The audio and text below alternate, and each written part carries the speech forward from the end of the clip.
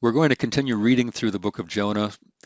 We're in chapter 3. We'll start at verse 6, but before I do that, I want to talk about a few pronunciation conventions. And we're going to look at, in particular, wow versus vav and how this affects the names of certain of our verb forms.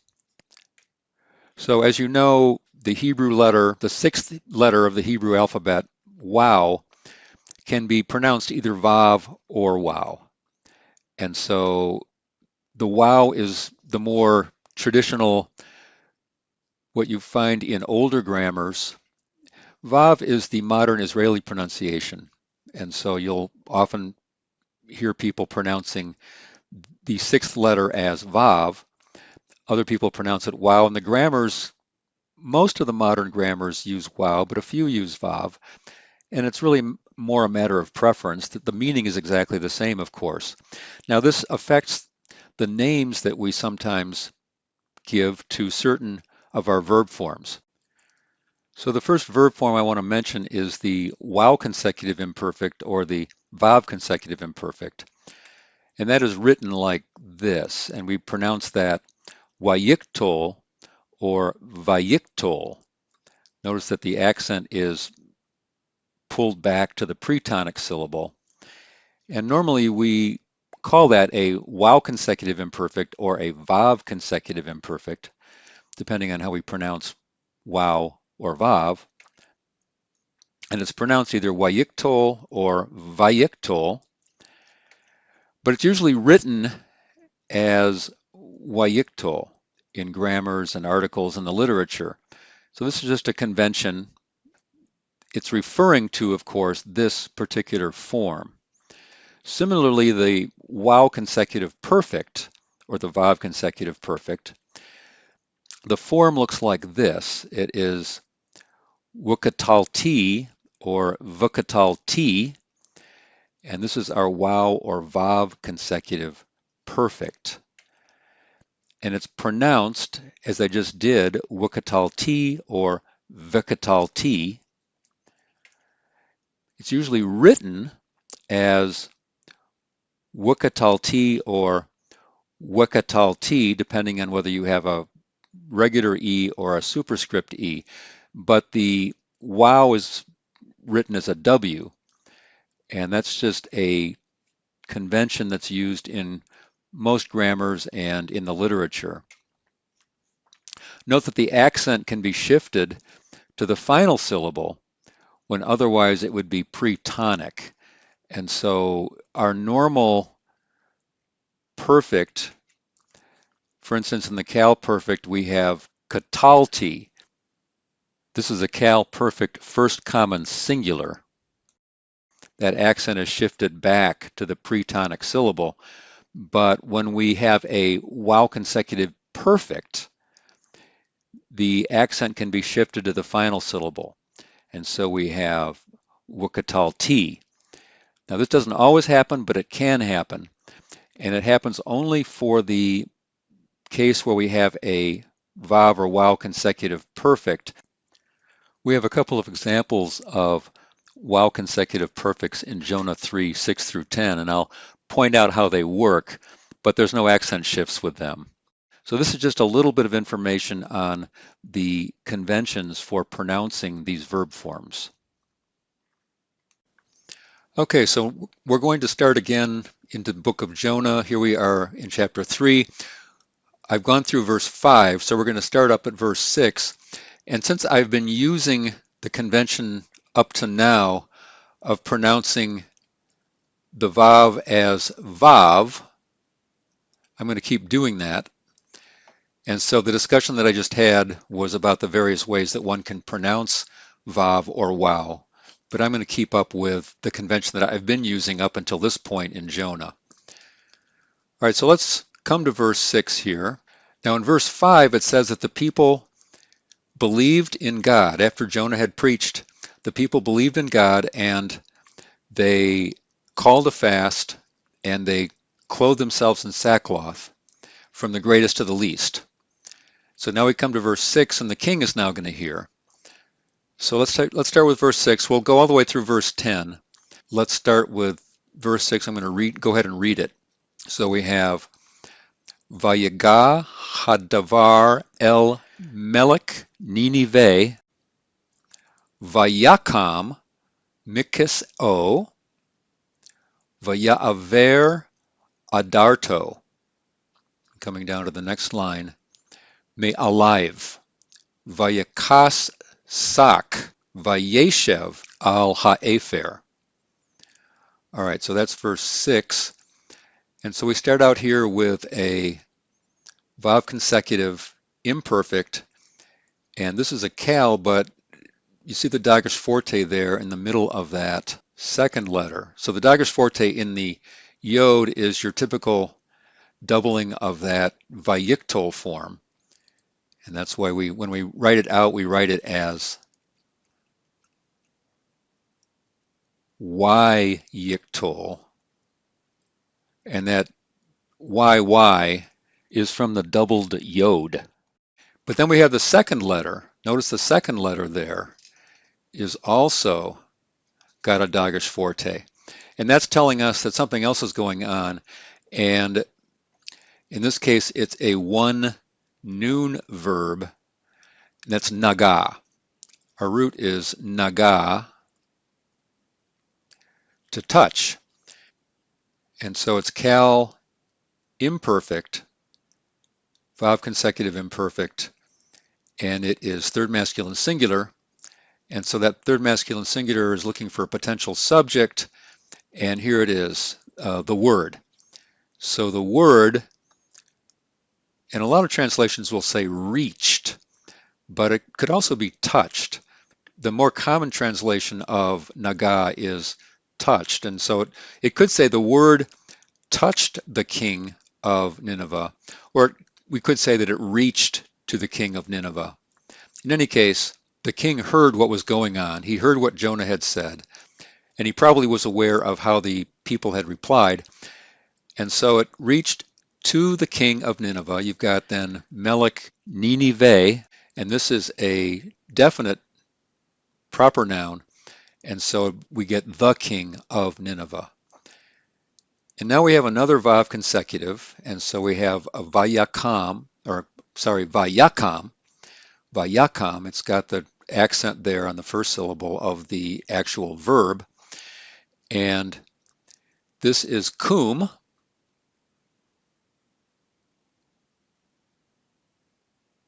to arise, and it is a cal imperfect vav consecutive, and it is third masculine singular, but we don't see a explicit subject. We have from his throne here, and so we just have to supply a he. And he arose from his throne, so we have the preposition min, kasa, throne, and then the pronominal suffix. So from his throne, vaya'aver, and so now we have another vav consecutive imperfect. The verb is avar, but here we have a hifil.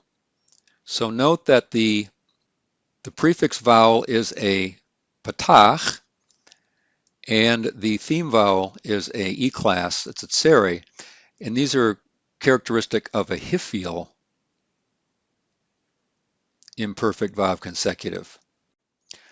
Let's do a little sidebar here on our verb vaya'aver, which we just saw in Jonah 3:6. And as we said, this is a hifil imperfect, waw consecutive or vav consecutive, third masculine singular, and the root is avar. What is interesting about this verb is that the beginning of this, so you have the waw and the patach, the yod dagesh forte and another patach, and then the ayin with a hatef patach, the half vowel, this composite shua. This is identical to what you see in the cal form. So let's take a look at this and find out what's going on. First of all, we want to pay attention to the normal strong verb cal of the vav consecutive imperfect. And here we see it for the root katav. And so we have vayik tov. This dot in the tav is a dagesh leni because it's coming after a silent schwa. So that doesn't tell us a whole lot. So we're looking at the prefix vowel, which is a hirik, and then the theme vowel, which is a holum. So vayiktov, this is a normal cal imperfect wow consecutive. Now let's take a look at it for the root avar. So here we see it for the cal, for this fairly typical one guttural, vaya avor. So notice that you've got the prefix vowel is now a patach, and you have now under the ayin, you have this composite schwa, this hatef patach. So what's going on here? Well, normally you would see a silent schwa, but an ayin doesn't like a silent schwa, so it takes a composite schwa instead. But what that does is then it takes what normally would be a hirik and it transforms it into the corresponding full vowel, the patach, that goes along with that half vowel. So you've got a double change going on here. You have the silent schwa converting over to a composite schwa, and then that causes the hirik under the prefix vowel to transform over to a patach. From here over, this looks exactly like the Hifil form. So let's take a look at the Hifil form here. Notice that the Hifil form has the same beginning. The only way to tell these apart is that you have a theme vowel of holum here over the second root letter. That's the theme vowel. But for the Hifil, you have a tsere. And so that E-class vowel for the imperfect tells you that this is a Hifil and not a cal. And so in the cal, avar means to pass over. In the Hifil, it would mean to cause to pass over. It can also mean to remove. And so it says here, and he removed. Again, there's no explicit subject, so we have to supply a he, and he removed his robe, adarto. And then coming down over here to the next line, we have may alive, from upon him. And we might translate that from on himself. And then we have another vav consecutive here. This is a piel imperfect vav consecutive. And we know it's a piel first because the prefix vowel is a vocal schwa, and then the R1 vowel is a patach, and that's characteristic of a piel. But notice that there is no dagesh forte in the yod. We do have the patach under the vav, so that is characteristic of a vayiktol form or a wayiktol form. We would expect a dagesh forte, but we don't see one, and this is because we are looking at a Schemen Levi letter. Any of the sibilants and kof, mem, noon, lamed, and then wow or vav. So I call them Schemen Levi. That's how I learned it, but it could be Schemen Lewi, depending on how you pronounce that. And then a yod. So any of these letters, if there is a vocal schwa, and you could have a dagesh forte there, in this case, the dagesh forte can be removed, left out for these particular letters. So any of the sibilants, so samek, sin, shin, tzade, and any of these other letters, if there is a vocal schwa, the dagesh forte can be left out. It's not always left out. So the scribes did different things with this. But in this case, the dagesh forte was left out. So we do have a vav consecutive, but it is a little bit unusual in that we don't have a Dagesh forte in that prefix letter. Okay, so this is kasa, that's kaf, samak, hey, and as often happens, the hey in the third letter, a three hey verb, will drop that hey when we have a vav consecutive. And so it says here, and he clothed, and we would probably add himself, sackcloth. This is a case where sock sounds like sack or sackcloth. So he clothed, and we would add the reflexive idea, even though it's not here in the cal verb, the idea of he clothed himself with sackcloth. And then we have vayeshev. And again, this is a vav consecutive imperfect. Normally we would see yeshev like this with two seres. But since the accent's been shifted to the right, it's vayeshev, then this final syllable loses its accent, and so the vowel shortens. And then we have al ha'efer. And so yashav, he sat or dwelt, and he sat upon the dust or the ash. I guess if you wanted to say ashes, you could put that in here if you wanted to make this plural, but it's literally the dust or the ash. And this word afer can be either one. All right, so let's go back through the verse here. And the word reached or touched to the king of Nineveh, and he arose from his throne, and he removed his robe from upon himself, and he clothed himself with sackcloth, and he sat upon the dust. So there is verse 6. Now let's move on to verse 7. So we have Vayazek, Vayomer, Beninive, Mita'am, Hamelech, Ugedolaiv, Lemor, Ha'adam, V'habehema, Habakar, V'hatzon, Al Yit'amu, coming down to the next line, Me'uma, Al Yir'u, Umayim, Al Yishtu. All right, that's verse 7. And so we're beginning out here with a vav consecutive imperfect. You've got the wow with a patak and the prefix letter here, this yod with a dagesh forte. Note here that it's got a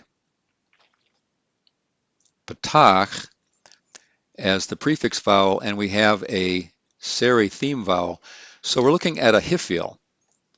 Now, za'ak is the word for to cry out. Also, we see it in the form tsa'ak with the tzade. So tsa'ak with a tzade and za'ak with a zayin. Very similar pronunciation, and they both mean to cry out. In the kal, we have simply to cry out.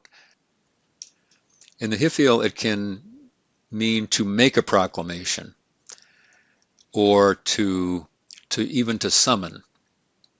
And so the king made a proclamation,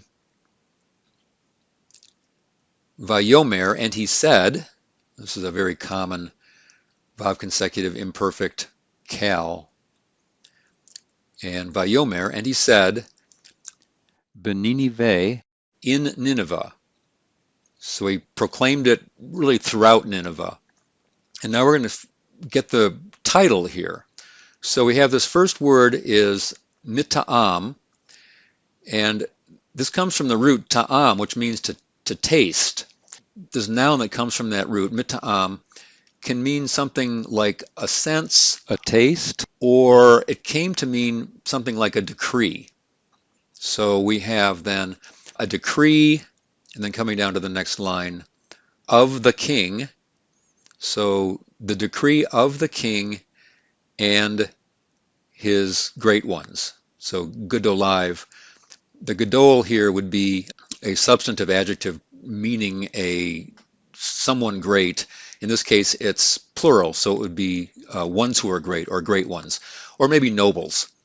So the decree of the king and his nobles saying. This is our infinitive construct with the lamed in front of it. So amar infinitive construct, kal infinitive construct with the lamed, very, very common. And it's in many ways, it's like putting a quotation mark right after it. So saying, quote, this is what the declaration is saying. So the declaration of the king and his nobles saying. So reading the declaration now, ha'adam, the man, v'ha'behemah, the beast, so man and beast, and then habakar, herd, v'hatson, and flock. Literally the man and the beast, the herd and the flock, but probably translating this we would say man and beast, herd and flock, and then al. And interestingly, our root here is ta'am. It's the verb from which this word right above it comes. And I said that normally the noun means taste, but it can mean something else, and here it means decree. Here's the actual verb, and here it's talking about tasting. So al is the negative, typically used for a non-indicative idea. So this idea of, this jussive idea here of let not something happen. So yitamu, let them taste. So ta'am would be to taste. Here we have a kal. It's an imperfect form, but a jussive sense, as in let them. So yitamu, but so let them taste, but then the al means not. So let them not taste. To the next line, me'uma, anything. Notice the accent there on the second to last syllable, me'uma. Let them not taste anything, and then again, not yir'u. And this is a three-hay verb, ra'ah, to pasture. And so in this case, with the shuric ending for this third masculine plural form, the third masculine plural form, the hay drops off and is replaced by the shuric. So that's why you don't see the hay showing up here.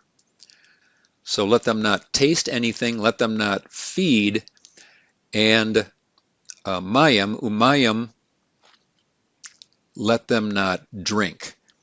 So yishtu, there's another three-hay verb, it's shata, and similar to what happened with yir'u, we have yishtu, the hay drops out, and then it means shata is to drink, and so let them not drink. And water, let them not drink. Let's go through verse 7. And he proclaimed, and he said in Nineveh, a declaration, or the declaration, of the king and his nobles, saying, man and beast, literally the man and the beast, herd and flock, or the herd and the flock, literally, let them not taste anything, let them not feed, and water, let them not drink. Okay, let's move on now to verse 8.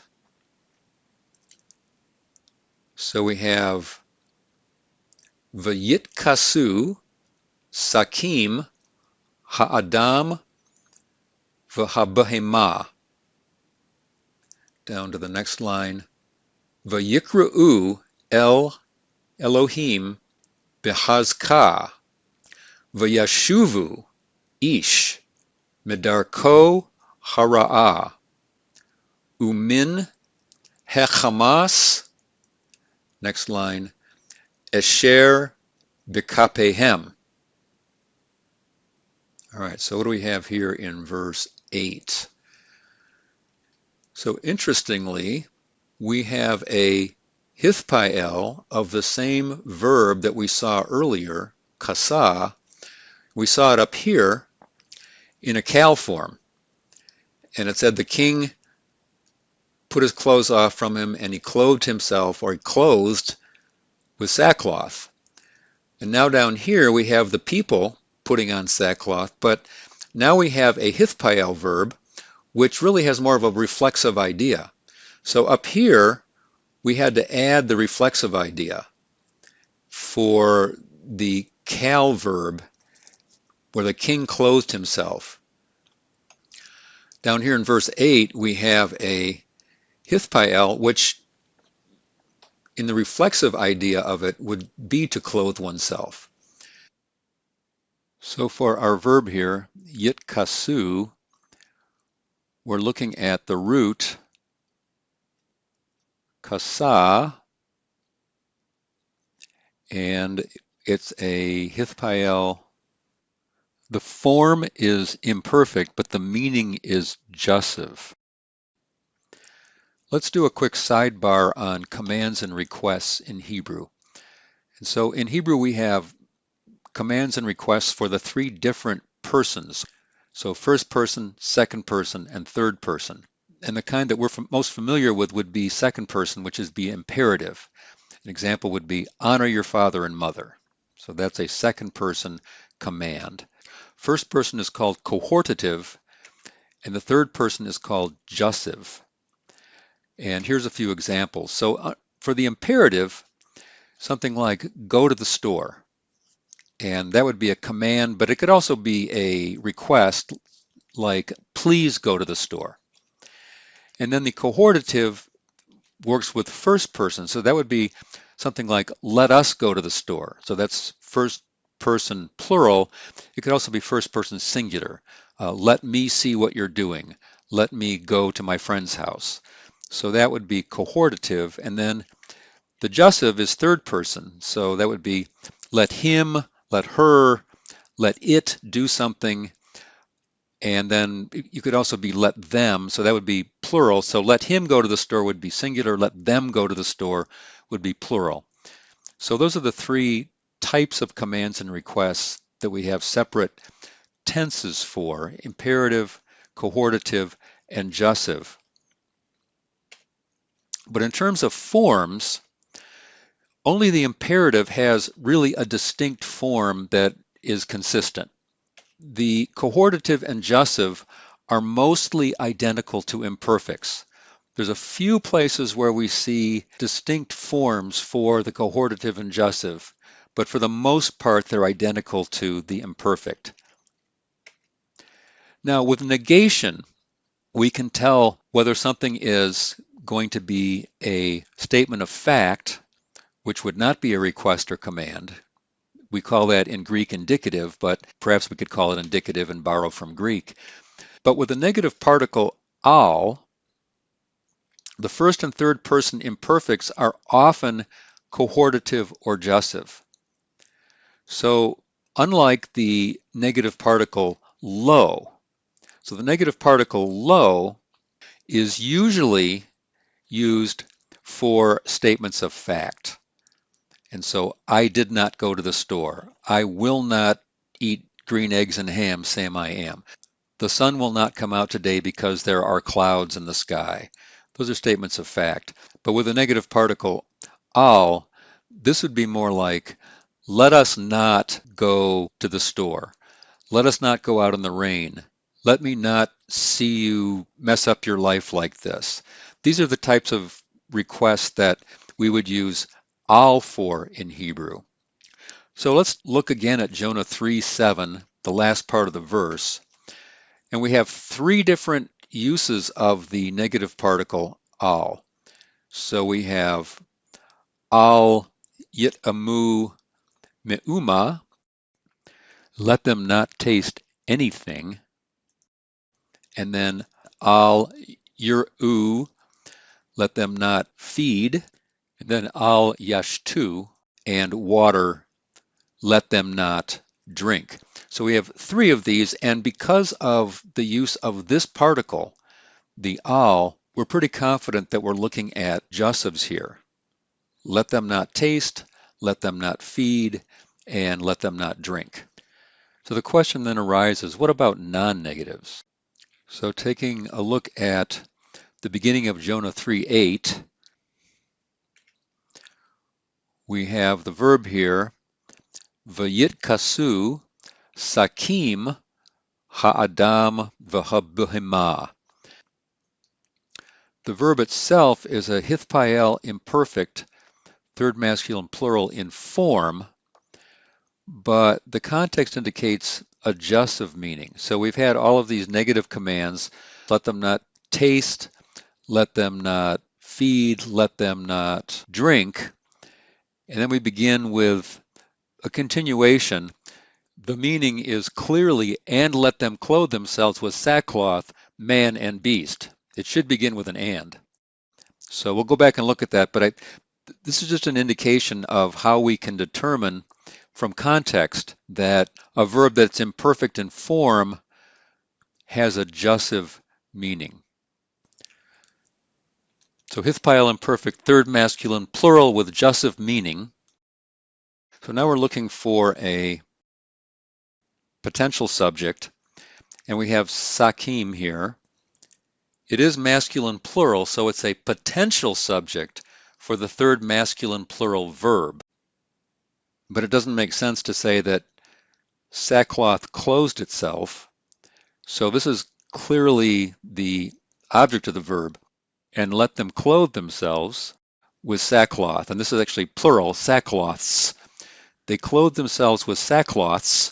We would say for English sackcloth, but since it's multiple people, there were multiple pieces of sackcloth.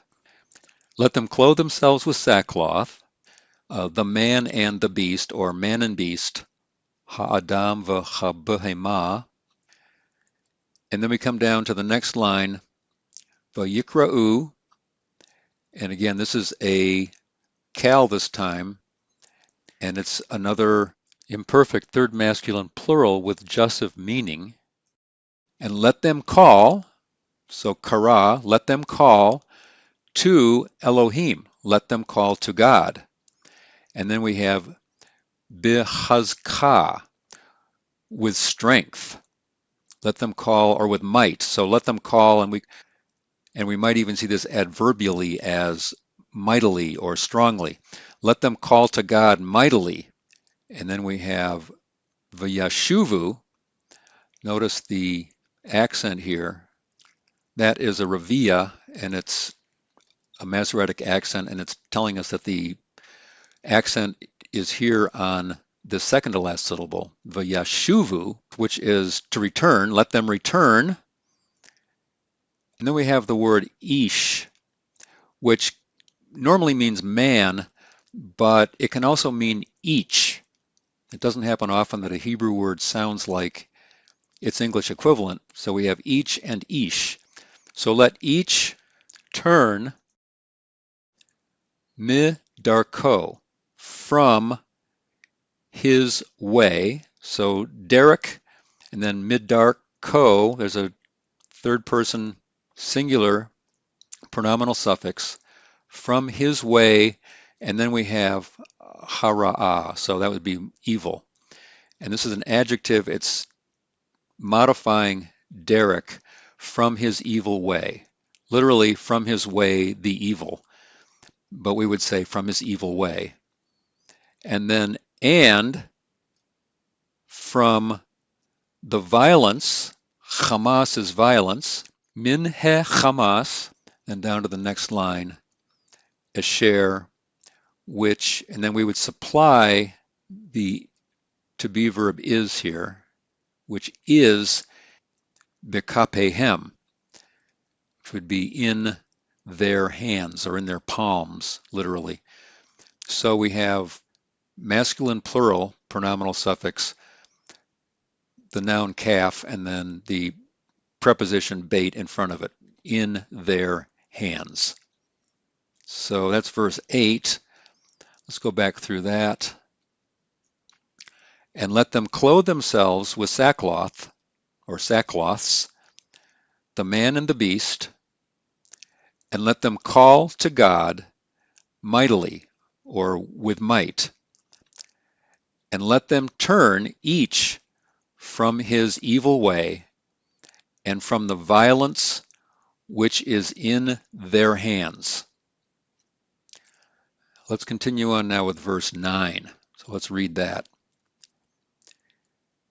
Mi yodea yashuv v'nacham ha'Elohim v'shav mecharon apo v'lo noved. Right, shorter verse this time. So mi yodea, who knows? And that is a cal participle, masculine singular. That second word there in verse 9, Yodea, cal participle, it's masculine singular. It's kind of hard to see there. Masculine singular, and it is the root yada, to know. And so that participle is, in context here, kind of the idea of present tense, who knows? And now we have an interesting sequence. We start out with yashuv. Now that is a cal imperfect, and it's just simply from the root shuv. So it's a cal imperfect, and that's third masculine singular, and the root is shuv. And it's interesting because now we have a sequence where we have some verbs lined up that are some vav consecutive perfects that are related to this first verb in this set. So let's take a look at those. So we have who knows, and whatever sense we have for this verb is going to carry on. So notice we have v'necham. So there's a vav and a perfect, and then ha Elohim, God, and another vav and a perfect from his burning anger. And then this lo is going to stop the sequence. So we now know that this sequence of verbs is going to stop here because that lo is going to break up the sequence. And so the next verb is not going to be part of the sequence. But what we have here is an imperfect, and then we have a vav consecutive perfect, and then another vav consecutive perfect. And whatever the sense of this verb is, whatever tense we have it, and really whatever sense we have, is going to be carried on to these next verbs. So let's take a look at what's going on here in the context. So we have this imperfect verb, then we have a vav plus a perfect, and that's going to carry on the sense. So this is necham. This is an interesting verb because it actually is identical to the PL form. This is a nefal. So necham, this is a nefal perfect, third masculine singular. What's odd about it though is that the form is identical to the PL perfect 3MS. So first of all, the nefal is a little bit unusual. It's got a noon prefix, but it also has a noon as its first root letter, and that's weak and it drops out. The nefal would normally indicate that that noon dropped out by putting a dagesh forte in the second letter, but of course it can't do that because it's a guttural. And so it just remains necham with no dagesh forte. But similarly, the PL would normally indicate that it's a PL by putting a dagesh forte in there. And normally a PL in the third masculine singular would have a tsere as its vowel, but it's a guttural, and so it takes an A-class vowel, a patach.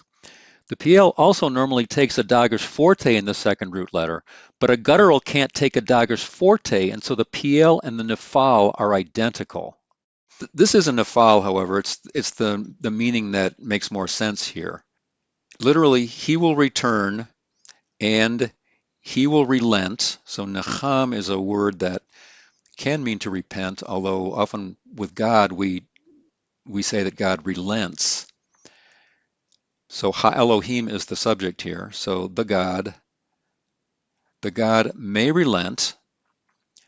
And then we have another Vav consecutive perfects here, Vashav. So there is a Vav plus a perfect. In this case, it is the same verb as we saw at the beginning, Shuv.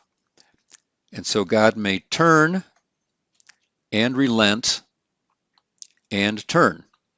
Okay, sounds a little bit repetitious, but I think it makes sense. And then what's he going to turn from? From the really the burning of his anger, I guess we could say here. Charon and then apo, literally his nose, but it came to mean anger. And so from the burning of his anger, maybe his burning anger. And so we have this sequence then here, and let's go back through that real briefly, of a imperfect verb and then a Vav consecutive perfect and another Vav consecutive perfect. And so who knows?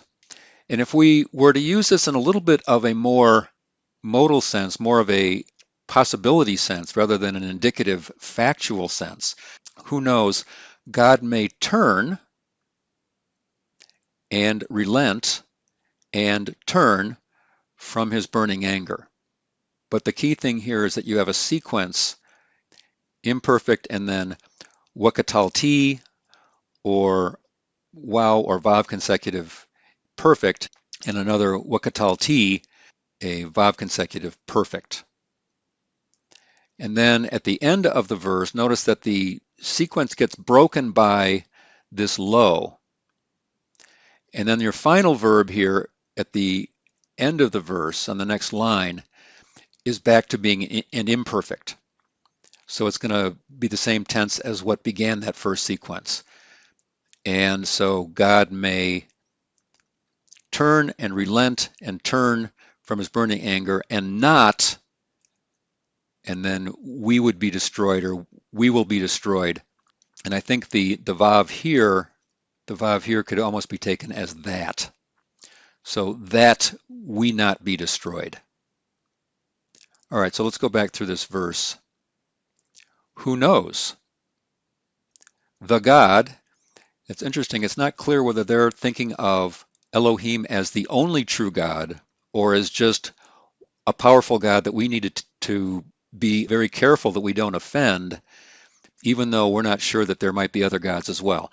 So the Ninevites probably did not become full-blown monotheists at this point, but they certainly respected this God that they're talking about.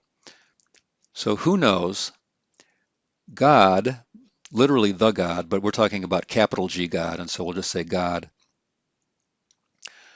may turn and relent and turn from the burning of his anger, that we not be destroyed, or and we will not be destroyed. So that's verse 9. Let's bring verse 10 up here a little bit so we can see it better. All right, verse 10. Vayar ha-Elohim et ma'asehem ki shavu medarkam hara'ah. Next line.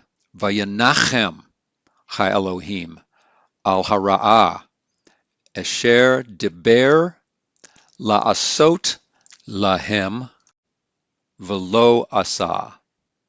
Okay, so God responds. Okay, we should note that the decree is now done. So the decree ran all the way through verse 9. This part of verse 9 where it said, who knows, that's part of the decree. And then we move on to verse 10, and now it's back to the narrative. So the narrative is picking up again, and we're back to this, the Wayikto forms, which are the narrative backbone. And so we have now a wow consecutive Wayikto, and it is looking at the verb ra'ah, and that is a three hay verb, so the hay drops off with the vav consecutive. And so we have ra'ah is to see, and then we have God, or literally the God, and that just can mean the gods or the God, and we would say just God. So when God saw, or and God saw, and we might say when God saw, that's a legitimate translation of that vav at the beginning of the verse. And God saw, or when God saw, et ma'asehem. Ma'aseh would be their deeds. It comes from the root asa, which is to do or make, which is what the verb we see at the end of the verse here. When God saw, and then we have this masculine plural suffix, their deeds, and so you see the serio, that's telling you it's a plural. When God saw their deeds, that shavu, they turned. There's the verb we've seen many times already, just right above it actually. Who knows that God may turn from his burning anger? And then up above it said, hey, let us turn each from our wicked ways. And so now it says that they turned from their way, the wicked or the evil. So they turned from their evil way. And then down to the next line. And here's our root nacham again. But this one's clearly a nifal. So we don't have any ambiguity about whether it's a PL or a nifal. So here we have, it's a vav consecutive. We have the prefix vowel is a hirik, and the first root letter has a dagesh forte, which tells us it's a nifal, and then this A-class vowel here is consistent with a nifal. The accent gets shifted back because of the vav consecutive. Vayanachem, and here's God relenting. So this is a third masculine singular verb, and here's the subject, God, and God relented al hara'ah concerning the evil. Now they turned from their evil ways. He's turning not from evil in the sense that God is evil, but he's turning from the harm which he said he was going to do to them. So in this case, it's the same noun, hara'ah, but it's being used in a different sense. So in this case, it's being used in the sense of the evil that God was going to bring upon them, meaning the harm that he was going to bring upon them. So he relented, God relented concerning or from the evil, asher, which deber, he spoke. This is a common PAL perfect 3MS form of the root davar. And then we have a classic infinitive construct of a three hay verb, la'asot. So we have the three hay verb asa,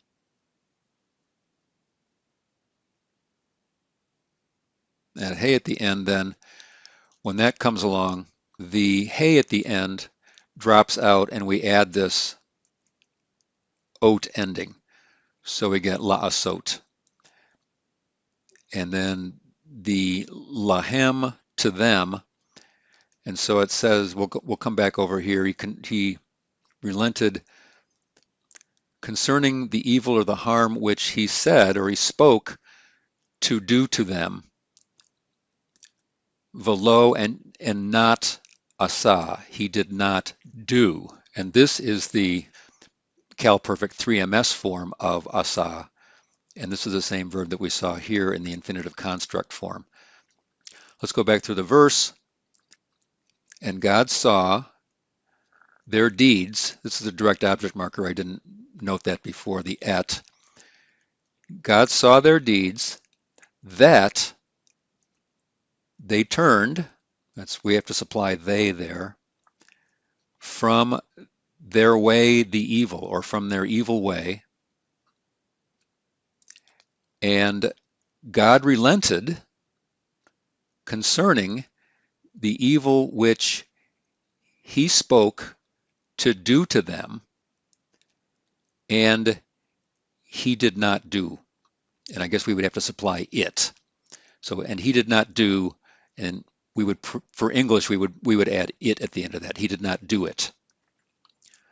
So that brings us to the end of Jonah chapter 3.